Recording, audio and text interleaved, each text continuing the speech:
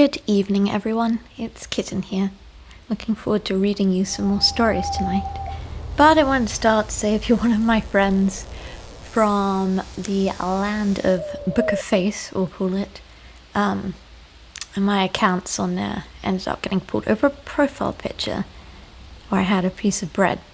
The fact that that's the thing that got it dismantled is wild, but they also pulled my Instagram and my Fred's account as well, unfortunately. So I basically lost everything. However, I still have this platform, and I still have you if you're listening. So, I don't intend to give this up, and even if nobody ever hears these, I'm still going to put them out there for anyone who might want to hear them. So without further ado, real ghost stories read to you by a real human. Another Glitch in the Matrix edition. Let's go. I have two separate situations that are linked strangely. One might not be characterized as glitchy, but definitely bizarre. I had to move back to my home in my 30s, and the only option was the attic. It was finished, livable, but needed to be cleaned out and cleaned up. Upon the first day of work, a family friend and I ventured up and started going through things. We came upon an old dresser that had various knickknacks belonging to my grandmother. She was very fond of birds. You and me both, lady. There were several glass birds, but one looked particularly strange. On closer inspection, we discovered something truly unusual. An actual bird that had long since passed had somehow wrapped itself around the glass figure. I'll never forget it. How did it do this, and why? It made no sense. On a separate occasion, many years later, my aunt accidentally stepped on a bird that had found itself stuck in our kitchen. She asked if I could dispose of it. Not thinking straight, I threw the bird in a trash bin, and kept feeling like I should have buried them. That evening, I'd gone out to a movie. When I pulled into the driveway, I noticed trash all over the driveway, from raccoons, per usual. I picked up everything off the ground, and made my way to the trash bin. That bird was lying on the lid of a bin, as if it had been placed there. The work of raccoons, perhaps? I thought of the weird idea of them going through the trash and making a mess, but finding the bird, closing the bin, and then placing it carefully on the lid makes no sense still in my brain. Birds on the brain, I guess.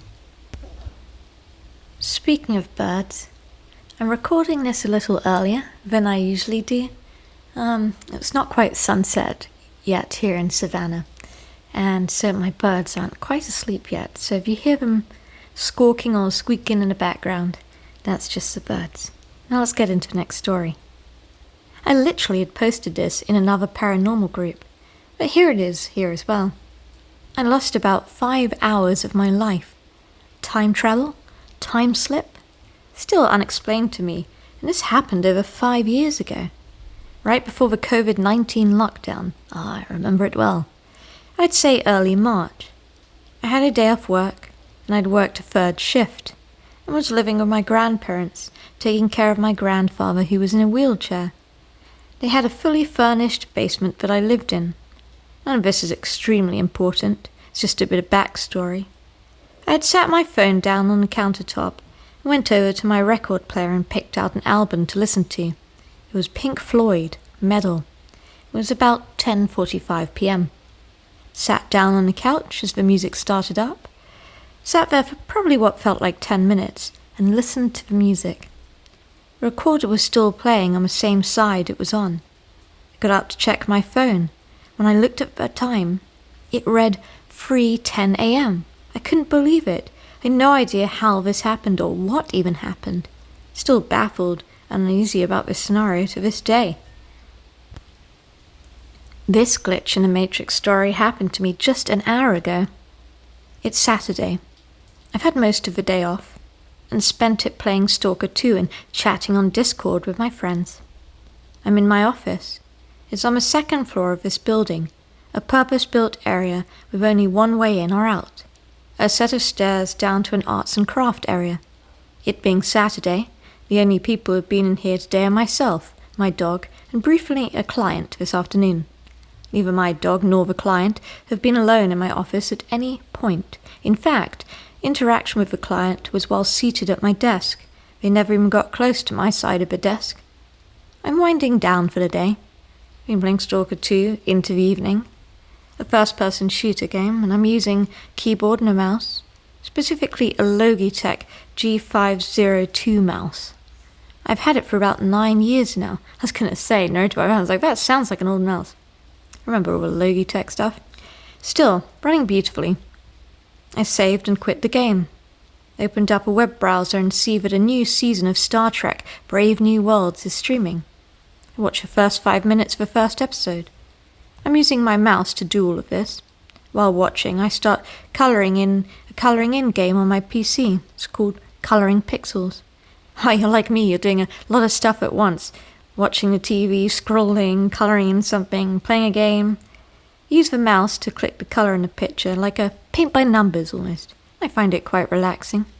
I finish the episode and allow the next new season to start automatically. 8 minutes into the episode, my mouse starts behaving erratically while I'm using it to colour. I think maybe there's a hair caught in the sensor perhaps, or something on my mouse pad. So I lift my mouse. I've been using it all day and all evening and inspect the sensor. The bottom of the mouse is gone. The weights are gone. It's like the base and the interior of my mouse, actually except the sensor part, has disappeared. As if I'm just staring at this, super confused, the thumb rest falls off and just sort of falls away. There is absolutely no sign of any of the missing pieces, or the weights, or anything, anywhere, not on my desk or the floor, anywhere in my office. The mouse is so unusable in this state, even if I found the pieces, I wouldn't be able to fix the issue. I was actively using the mouse when this all happened. To be clear, the mouse cannot be used reliably to glide and read movement across the mouse pad like this. It's just a loose sensor hanging under a shell now. All the supporting structure has straight up just ceased to exist while I was using it, mid-colouring in stroke. There are no pieces or debris, except the thumb rest, which broke into 2 parts when I picked it up after it fell off before my eyes. If it was like this before I sat down and started using the mouse, I would have noticed that immediately, because the sensor isn't held in place anymore. It wouldn't have worked at all. It would have been so erratic in its movements to have been unusable. Yet I've been playing games and using it constantly, all day. This, I know, is going to keep me up at night. So this one is a Mandela effect. It's a short one, but I think it's super interesting.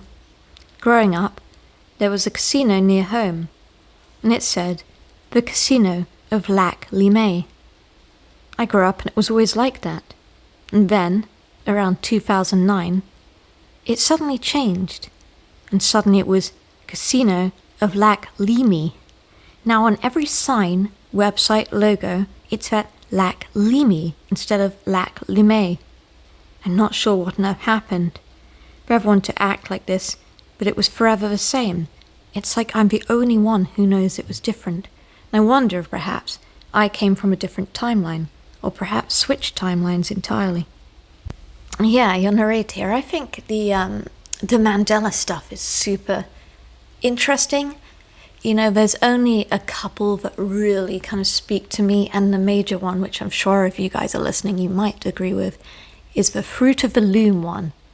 Like for many of us, myself included, we remember the logo of Fruit of the Loom having a cornucopia on it. And I know this because specifically, when I was a kid, I didn't know what that spiral-shaped horn thing was, and so I'd asked my mum, and she said, oh, that's a cornucopia. And that's literally how I learned about what a cornucopia was. And so for it to suddenly not be there, and it's never been there, is really weird. I know that one was on there. Not only that, there's actually a guy who helped design a logo, and he himself claims that it was on there in the beginning. Isn't that crazy? Anyway, let's get back into these stories. This story is pretty weird, but it's not really quite that scary. Kind of funny and more bizarre than anything else.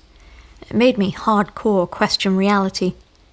I was on the phone with someone talking about where to go or what I wanted to eat for dinner. I was walking my dog outside while talking to the person in question. They mentioned salmon, and in the 2 seconds we had started talking about salmon, I looked down, and I kid you not, there was a full fillet of salmon on the ground. Just chilling, sitting there on the ground, in the middle of the dirt outside. Like, what the actual fuck? That's got to be more than a coincidence. I was behind the counter. I saw my co-worker was busy, working in the kitchen through the food window.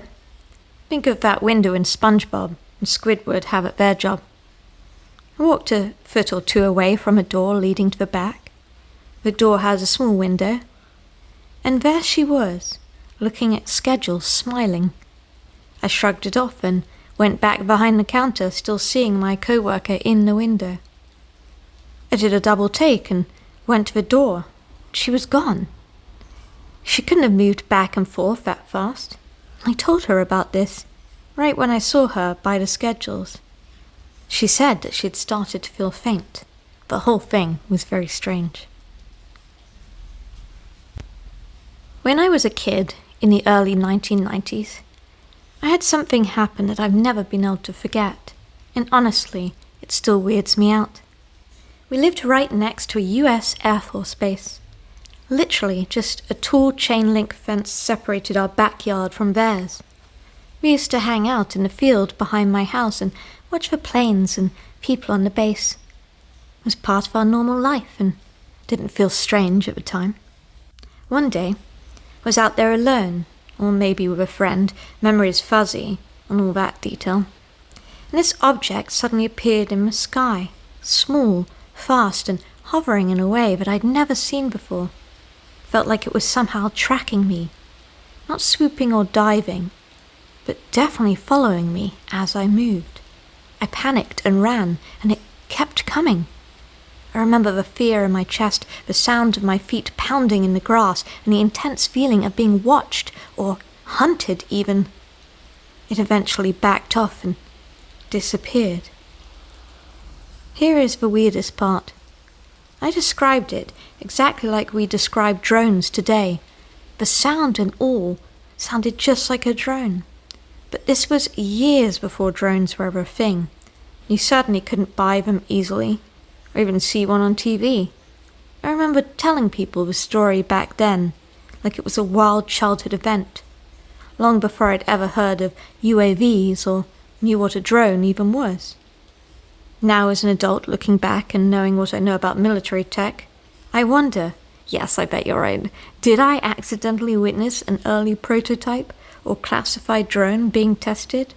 Was it the same kind of remote-controlled military tech that no one was supposed to see? Was it something else entirely, perhaps even alien? Never been able to explain it, but I know it happened, because I've remembered and retold it since I was a child. I know it wasn't a dream, I know it wasn't a fantasy, and it's one of the few things in my life that still makes me question reality. Your narrator, I think he got it spot on. I don't necessarily think this one is like a glitch in the Matrix story per se. I think you definitely just saw an early development of a military drone, especially considering you lived right by a military base. I think we can put a case solved on that one, because they had to develop them before they, came into major public use. Once, a strange thing happened to me. I was going to a building, and I asked a man who was walking just like me if it was safe here.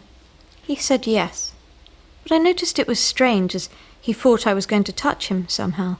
So I continued and ignored him, and we went in.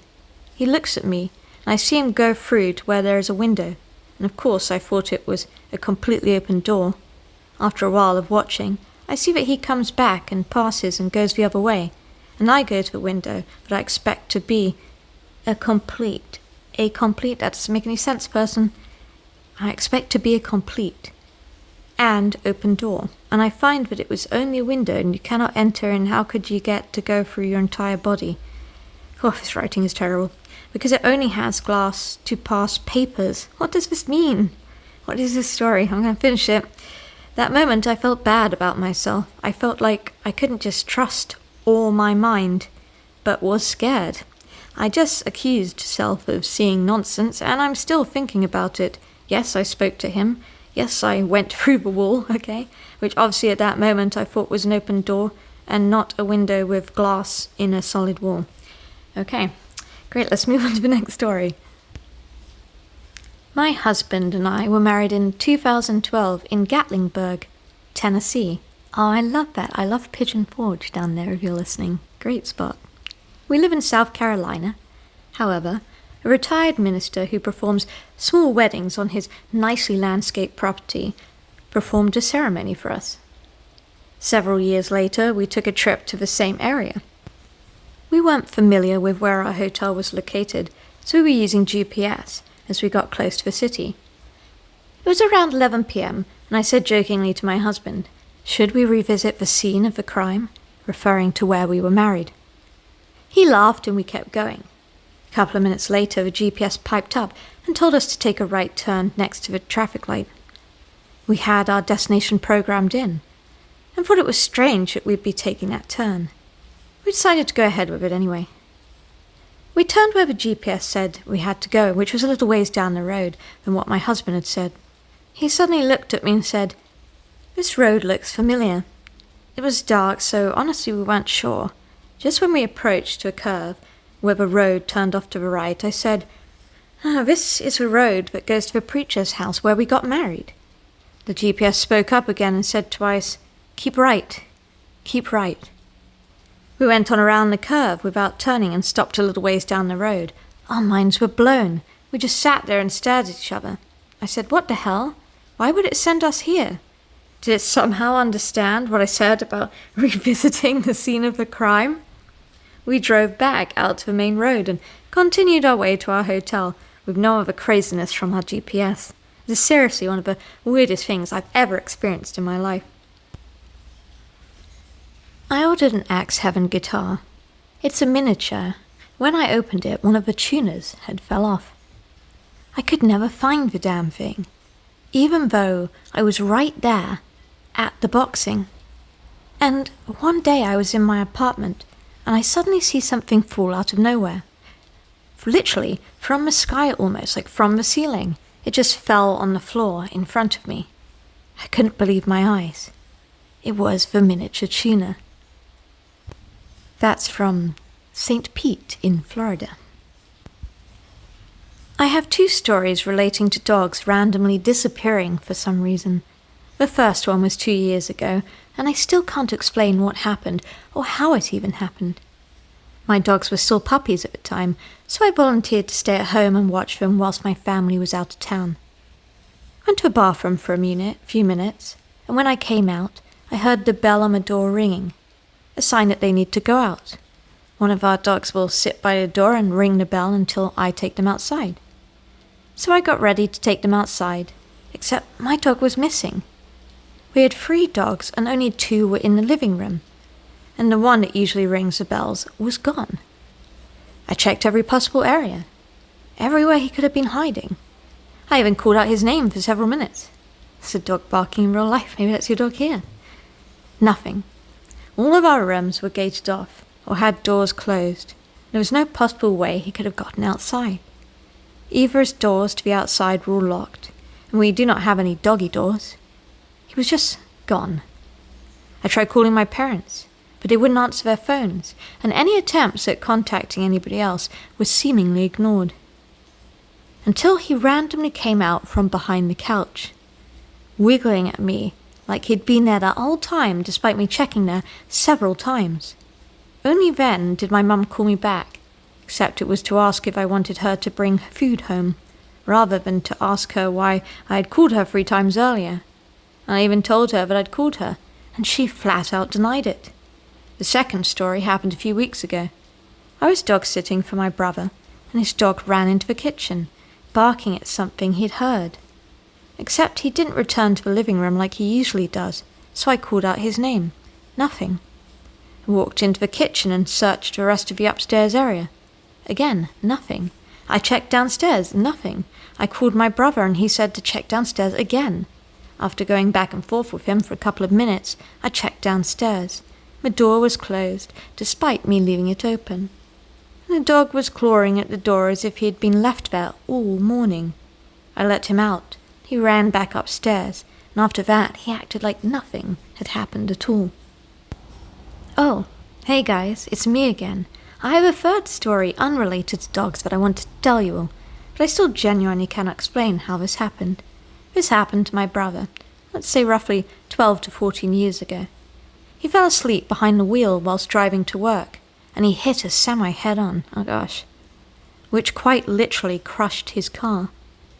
One of the paramedics had literally said, and I quote, "We were sure we were going to be pulling out a body," and that if he survived, he wouldn't have been able to fully function ever again. My mum's friend, who happened to be driving behind my brother that morning, called my mum in hysterics, saying that he had just gotten into a deadly car crash, and soon afterwards my mum was called direct to the scene. Once they pulled him out, he was mostly unscathed, aside from being covered in broken glass. The worst injury he got was from a broken thumb, although to this day, his glasses still haven't been recovered from the site. They were never found inside his car, or even near the site. Wow, that's super interesting. That's a great story. Thank you for submitting those 3 stories. Me, my brother and my mother were leaving the house one day. We had the spare keys with us because someone was coming to house sit and feed the cats over the weekend. We were all gathered around the door, and my mum placed her spare key on a shelf just inside the door, clearly visible, the only thing on the shelf. We took the bags out to the car, and then we came back inside. Suddenly, the key is gone. We searched the floor of the entire living room attached to the entrance, lifted rugs, checked pockets and purses. We even checked air vents and the interior of our piano that was near the shelf. Nowhere to be found. Never found it. Not even when we moved out of the house. We all remember this and reference it when we blame the void or mischievous elves, think like Dobby, for our missing things. When you lose a pen, search your whole desk, the floor and the drawers, only to find it 10 minutes later in plain view, back on the desk.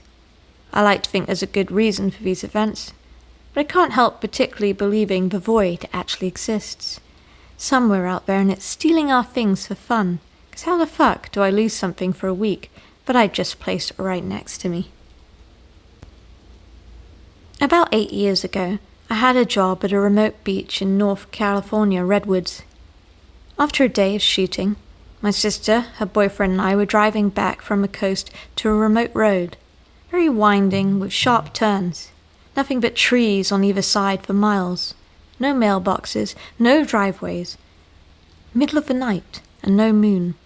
We all go around the bend to turn them across to a hill with a sharp drop-off on the left. As I'm going around this turn, another car is oncoming, the first car we've actually seen in a while. We both have our brights on. Literally in a split second we both have to adjust and switch off our brights to this sharp turn.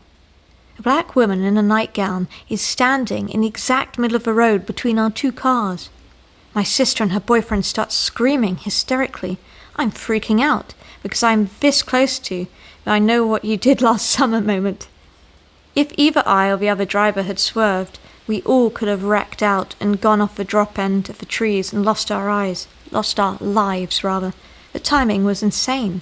I mean, it could have been some lady with dementia, or a fever out walking randomly at 2 a.m, I suppose, but it was the middle of nowhere. I remember I was like, should we go back and check to see if she's alright? My sister's boyfriend was like, absolutely fucking not. That was something satanic. I think that was a literal demon for real. I don't know if a woman in a nightgown was a ghost, a demon, a time slip, a glitch, but it was the freakiest thing that had ever happened to me. I don't know if you guys could pick that up, but if you hear like a metal banging in the background, that's Crowley, my macaw. His latest fun thing is he likes to take a metal ball and repeatedly like bang, bang, bang, bang, bang. It's really cute. Alright, so my glitch in the Matrix story isn't perhaps as exciting as some of yours, but I had a guy smoking a cigarette by the street as I was walking by. He tossed it on the ground and went back into his office. So I looked towards the building. The door had never opened up, and the man wasn't there. I did a double take. I had to pause my day for this. I still could smell the smoke from his cigarette, and I saw the crushed cigarette butt. It wasn't like a tricky angle either. He would have had to have been sprinting, to literally any door or hallway inside of the building. Overall, just small but weird, and an isolated incident. But hey, that's my glitch in the Matrix story. So, this story isn't mine, but the person who told it to me was not a person who would make up something like this, and he seemed incredibly spooked out by it and hesitant to even talk about it. This was the mid-90s. He said he was hanging out with two female friends in one of their bedrooms, just listening to music, talking and doing what teenagers did in the 90s. And then, out of nowhere, everything stops. Music stops. The movement around them, everything stops, except for them. And then they hear the loudest, most incredible human scream coming from all around them at once. Like it was coming from everywhere, so loud and intense he could feel his bones vibrating. Then the scream stops, the music comes back, and everything returns to normal. The three friends all are very clearly shaken, but can't find the words to even ask what the hell had just happened. They never spoke of it. I am the only person he ever told, and when he described it, I felt like he was completely honest in every detail.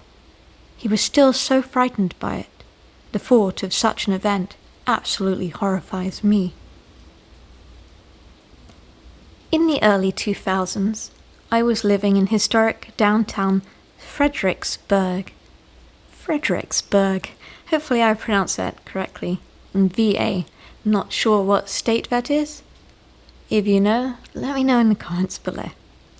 At the time, I worked at a restaurant that had a connected but separate bar downstairs, with a bar entrance on the next street over from the main restaurant. The building took up the entirety of the block width. The restaurant and bar shared a restroom upstairs in a common area. It had French doors locking off to the dining room and kitchens, just leaving a half floor with restrooms and couches.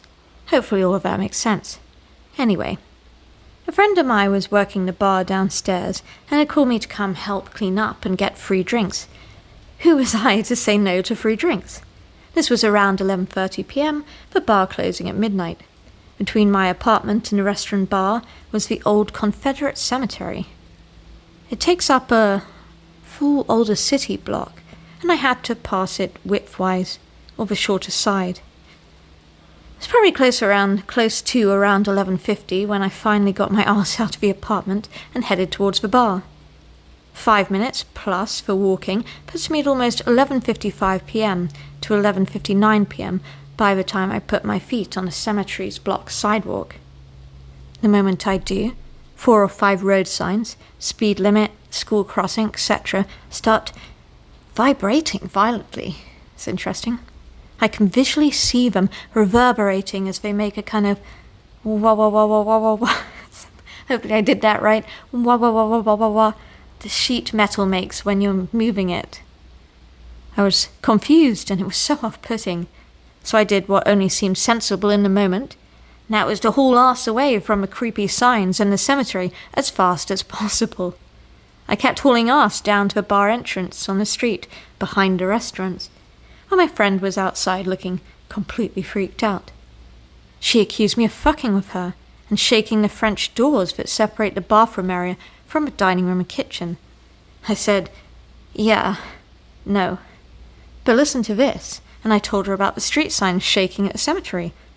Just then we heard the French doors again, banging from the outside doorway.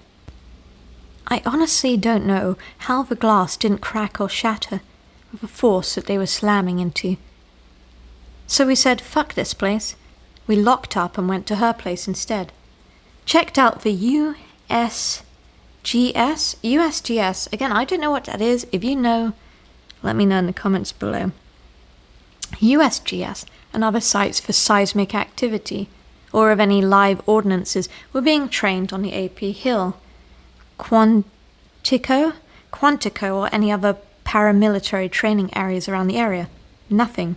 We did, however, realize that at midnight, the evening was the start of the Battle of Fredericksburg, Part 1, the Turkey Shoot.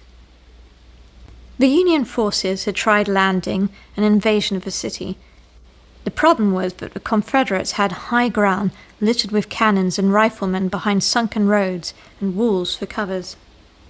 They were also higher up than the attackers. I hesitated to call it a battle, as there was no man's land from the riverbank to the sunken road over half a mile. There was a quote that says something along the lines of, "Nary a chicken could have lived on that spit of land after barrage we unleashed," or thereabouts. Massive loss for the Union, and a lot of casualties, and so many deaths. So yeah, until given proof as the cause of the violent concussions and shaking, I believe it was a glitch in the Matrix, a slip, or whatever allowed some awful events to bleed into our timeline. Alright, if you're still listening and you've made it this far, I really appreciate it. I don't know if you could tell, but I was getting a little out of breath at the end of that from reading. I guess I have to read some more to get me back into that.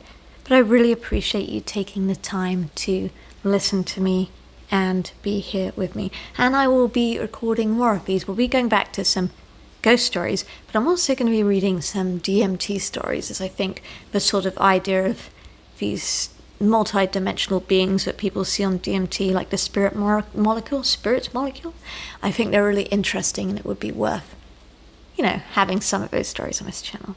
So thank you again. If you're not sleeping and you're still here, have a good night and sleep tight.